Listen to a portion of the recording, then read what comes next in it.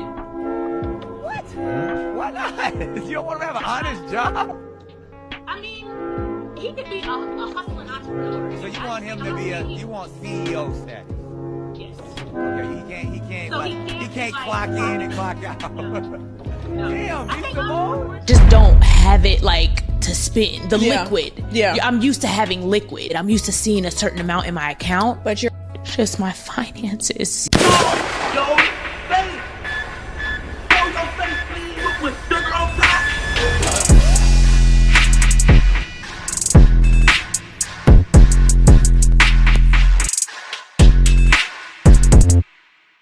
Alright, y'all, here we have b.simone.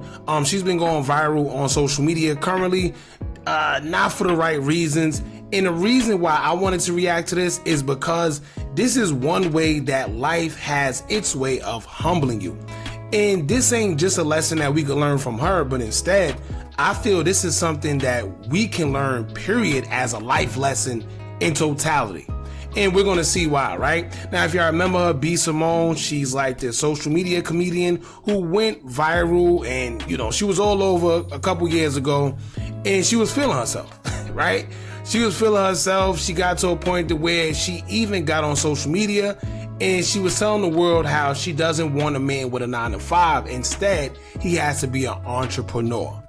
And I get it. I understand what she meant. However, the way she put it out there wasn't the right way. She's saying she wants an entrepreneur. She doesn't want a man that doesn't make a certain amount of money. But at the end of the day, somebody has to start from somewhere, and that's what everyone was saying. You're not just going to meet the guy with $100,000 income, $200,000 income, just off the whim, and he just got it because he was a sole entrepreneur. It don't work like that. Usually, he probably had a job, he met some people, he did some network.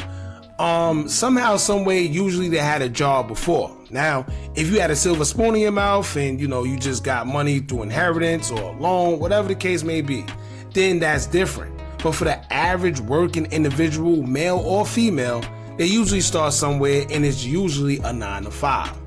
Well, she basically was saying she can't date a man with a 9-to-5, being who she is, and she's an entrepreneur, and he got to make this money. Well, guess what?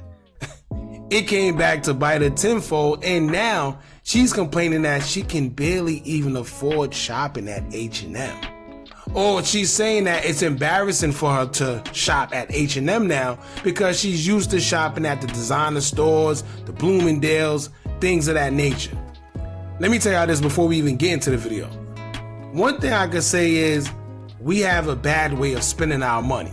We think spending more than what we have to impress people that we don't even know means success. And it don't. I know a couple of people that are very well off for themselves and they still shop at Target. Yeah, they got a couple designer things, but they don't overly spend more than their means. And a lot of times that's what we do. We put ourselves in the bonds, and it's just the worst, man. So I think what she was doing at one point, she was just encouraging that narrative on our culture, but now it came back to bite her because she's saying she could barely afford the lifestyle that she was living. So now that man with a 9-to-5, let's just say he possibly can help her out, right? But anyway, we're going to get into it, man. I'm going to get into this video, well, 2 videos from before when she was talking like she was, just this big stuff. And then we're going to get into what she was talking about now, currently in her state of finances, as well as her, right? This is another crazy thing. She basically had a friend to where she was doing dirty, to where the friend bossed up and told her good news, and she basically was mad at the friend because she wasn't a part of the good news. But where was you when that friend was hurt? And we're going to get into it, man. Before we do, make sure you hit that thumbs up button so we can get this video into the algorithm. And if you not subscribed to the platform already, make sure you do so now. Let's get into it. What? Why not? You don't want to have an honest job? I mean, he could be a hustling entrepreneur. So you want him to be you want CEO status? Yes. Okay, he can't clock in and clock out. No. Damn, b.simone. Have my dream career, I manifested it. I'm trying to manifest a husband. Ain't nothing wrong with a 9-to-5. I get it, they work hard. I used to have a 9-to-5. Nothing is wrong. Nothing is wrong. Nothing is wrong. You work hard, you have money. I get it.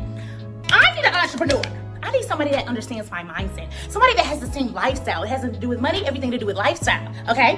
When I'm in the bed at 3 a.m. checking emails, what you doing, babe? Working? What you doing? Working?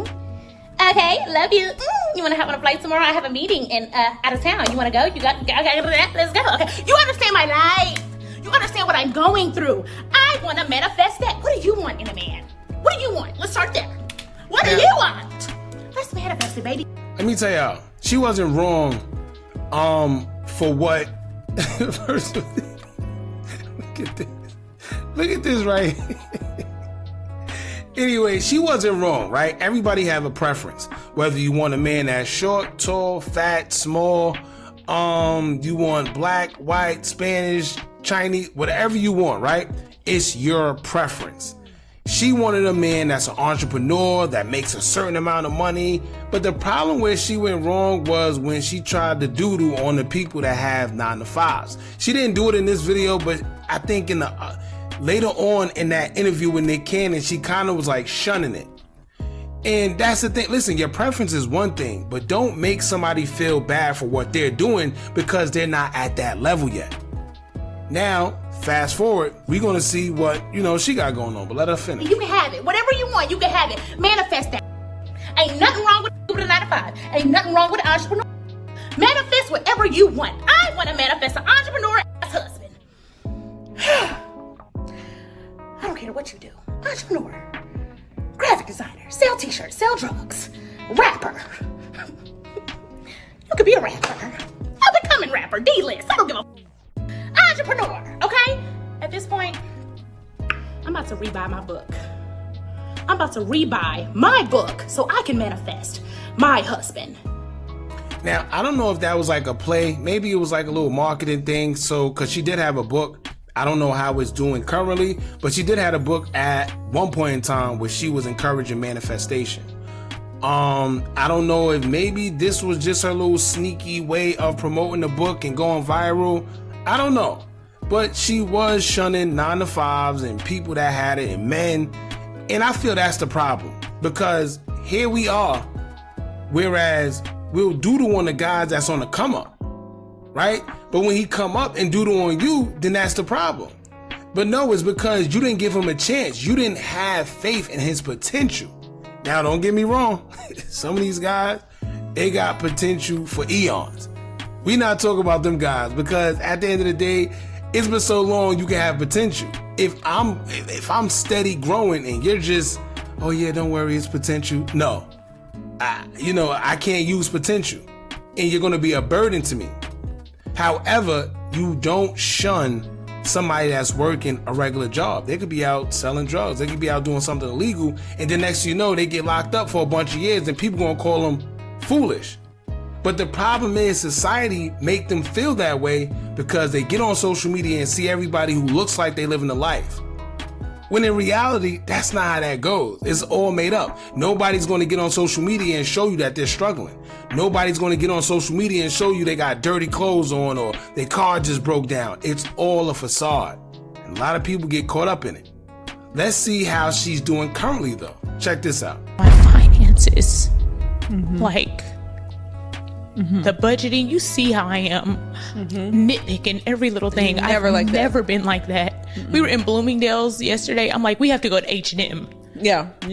I notice it in me now, just nitpicking. And it's not even, I just don't have it like to spend the liquid. Yeah. I'm used to having liquid. I'm used to seeing a certain amount in my account, but you're just my finances. You know what I think? I think more so she's calling being smart with her money instead of being foolish. I'm gonna say foolish, but instead of just unnecessary spending, she's calling it nitpicking and saying that that's a problem. But it's not that it's a problem. You're prioritizing your money instead of going to Gucci and spending $2,000 on pants or $2,500 on sneakers that you don't need. That's what she's doing. So it don't mean that you're nitpicking and you don't have it. But she's used to a life that I guess she was blowing money and she want to stay with that. But the problem is she ain't got it. Now let's also get into a video where her friend is now on the other end where she has money and she's explaining that she was coming up, and b.simone was mad that she wasn't involved in the plans of her coming up. You know what that is? That's jealousy, because you made foolish decisions with your finances and now you mad at somebody that came up, but you doodled on them when they was down. Let's check it out. I have this opportunity and I called you and I told you about it. And you were just like, okay. And you called me back. I called her right back, y'all. I was so convicted. I was so convicted. You were like, I didn't like how I felt when you told me that. And I was like, what do you mean? You were like, I don't know what it is. I'm talking this out in real time. But whatever it is, I don't like what I felt. And I said, did you feel jealous? And you were like, I don't think I feel jealous. Because we went through all the emotions. Like, are you angry? Are you sad? Are you jealous? You don't think you're jealous or not. You either happy for somebody or you're not. It sounded like she was jealous. She just didn't want to tell her verbatim, but you could either say, listen, I felt bad, I felt good, I felt happy, I felt joyful, I felt jealous, I didn't like it. It's not that you don't know the feeling, because you know enough to say something to her about it. I was like, I'm not jealous because I don't want what you have. I'm sad and I'm angry and I'm upset that I'm not doing it with me. Yeah. Like, we're not working together. Yeah. Like, I don't have that. Y'all, let me tell you something. Anybody that's in my circle, I want to work with you. I want to put you on. I'm putting you in position. I like doing it together. You do. How can we do this together? How can we make money together? How can we build together? How can we grow together? How can we all pitch in together? How can we be millionaires I want to do it together. Yeah. And there was a point in my life where I had that and it was crumbled. That's what it is. So it's jealousy. It was jealousy. It wasn't that you wanted. She said all that to tell the truth towards the end. Now, pay attention, right? Because a lot of people do this when they put a lot of filler over what they really want to say, which is the message. She said all that and then proceeded to say, I had that, but I didn't. And basically, you got it and I want it. So it's not that she was quote unquote jealous because it wasn't with her.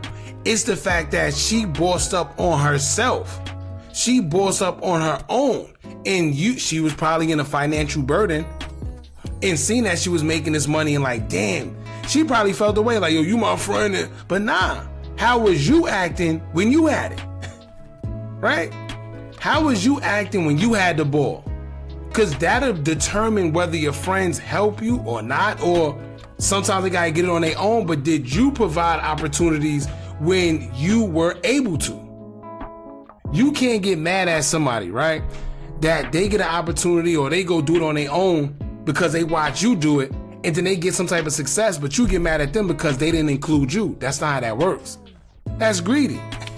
So I feel like since that has ended, that season, I've always yearned for it again. But it's just been a season of solitude for 2 damn years. Maybe the longest season ever. The longest season ever. Yeah. And I think, I know that's what it was. But I was so convicted. I called you right back. I was like, that's not right. Yeah. Like, your friend, she just told me she was doing something so bomb. Yeah. So great. And I was like, oh, okay. Like, I was like, that's disgusting. Yeah. This has to get out of my heart. For sure. Like, what? But if we just did that, nobody's looking for the perfect friend. Man. I just want my friends to be aware. And honest. I'm okay if you feel a little jealous. Address it and fix it. Well, to be honest with you, that was a real conversation. I'm not gonna lie. See, it was dope because they were able to identify what was going on, which gave her the option of, all right, do you still want to be my friend? You know I feel this way. And she like, all right, well, I forgive you because you was honest with me. And she was honest. As much as she tried to make it seem like, oh, she wasn't hating, she was hating. Right? But at the end of the day, they're still friends because they was able to put them emotions and feelings out there. And they had the opportunity to determine whether we're going to still be friends or not. They're still friends, so I guess she accepted it. The only thing about that is, man, sometimes jealousy can be very, very bad. It can be damaging. It could be sometimes fatal.